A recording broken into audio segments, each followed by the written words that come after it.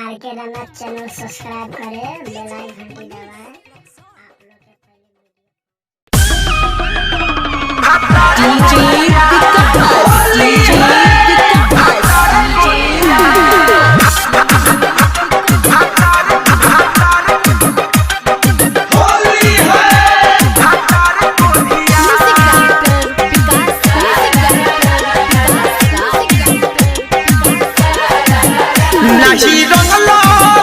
नाही रंगलस खोली के चोली के छोरिया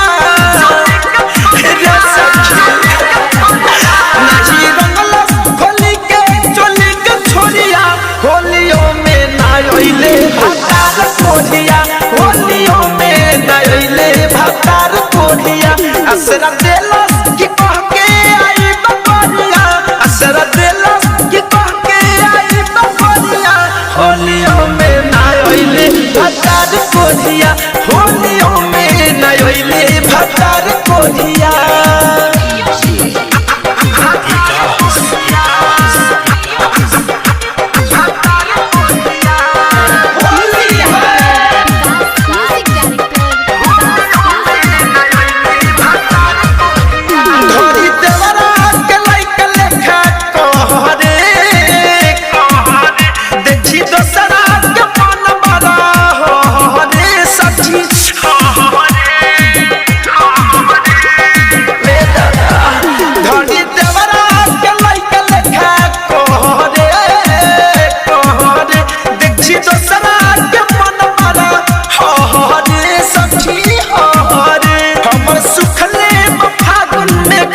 हमर सुखले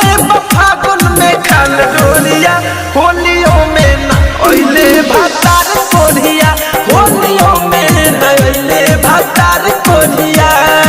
रिकॉर्डिंग दंगल रिकॉर्डिंग स्टूडियो ननौरा